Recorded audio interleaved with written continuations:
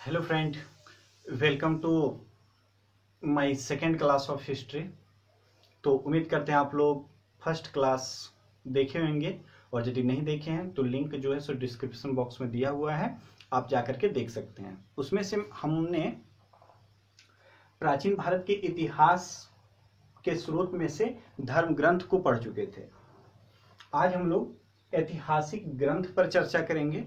तो ऐतिहासिक ग्रंथ में तो बहुत से ग्रंथ हैं जिसको हम भारत के इतिहास को जानने में प्रयोग कर सकते हैं, लेकिन उसमें भी सबसे इम्पोर्टेंट जो अक्सर क्वेश्चन आता है परीक्षा में, उसमें से कोई कुछ खास ही है, जो कि जातक, कथावस्तु, अष्टाध्यायी, अर्थशास्त्र, राजतरंगिणी, चचनामा, गार्गी संहिता और महाभाष्य। ये जो कुछ बुक का नाम आप देख रहे हैं पीछे व्हाइट बोर्ड में, उससे क्वेश्चन आता है।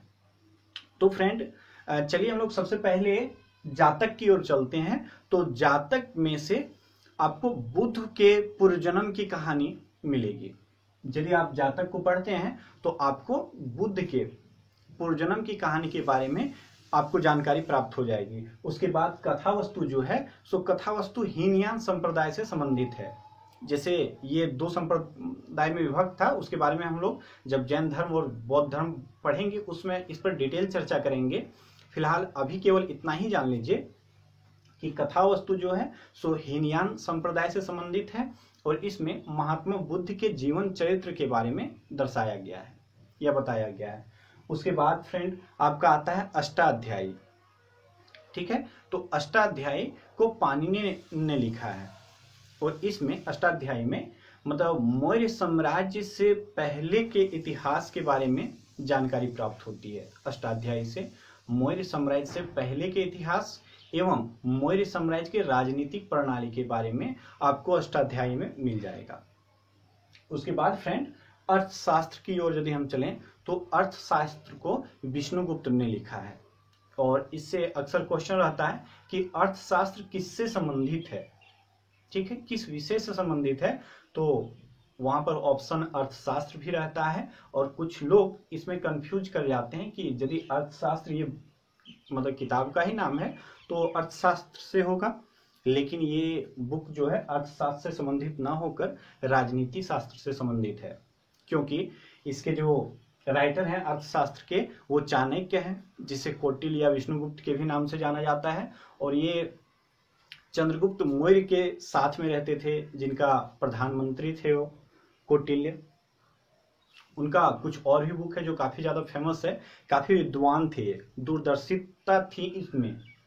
तो फ्रेंड इसमें देखिए कि अर्थशास्त्र यदि आप पढ़िएगा तो उसमें चंद्रगुप्त मौर्य के समय के इतिहास के बारे में आपको विशेषकर जानकारी मिल जाएगी। और ये जो अर्थशास्त्र है वो 15 अधिकरण और 180 परिकरण में विभक्त है। तो ये था फ्रेंड अर्थशास्त्र। उसके बाद हम लोग देखें राजतरंगिणी। ठीक है, तो राजतरंगिणी जो है इसको कल्हण ने लिखा था। राजतरंगिणी को कल्हण ने लिखा था, और इस पुस्तक में राजतरंगिणी में आपको कश्मीर के इतिहास के बारे में जानकारी प्राप्त हो जाएगी।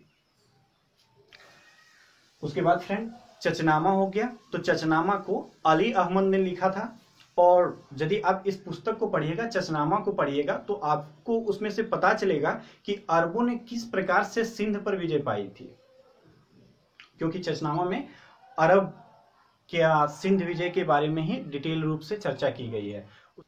उसके बाद फ्रेंड आप लोग आ जाइए गार्गी संहिता।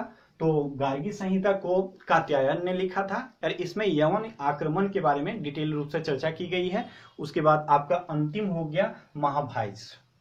ठीक है, तो महाभाष्य को पतंजलि ने लिखा था, और इसमें शुंग वंश से संबंधित इस बुक में चर्चा की गई है। ठीक है, तो ये था फ्रेंड हमारा कुछ ऐतिहासिक ग्रंथ, जिसके बारे में हम लोग इंपॉर्टेंट ऐतिहासिक ग्रंथ को लिए हैं। इसके बाद हम लोग चलते हैं आगे विदेशियों के विवरण के बारे में, और उसमें देखते हैं हम लोग क्या होता है आगे। तो ठीक है फ्रेंड, चलिए। और फ्रेंड यदि अभी तक आप मेरे इस वीडियो को लाइक नहीं किए होंगे और सब्सक्राइब नहीं किए होंगे तो प्लीज सब्सक्राइब कर लीजिएगा। देखिए फ्रेंड आगे क्या है।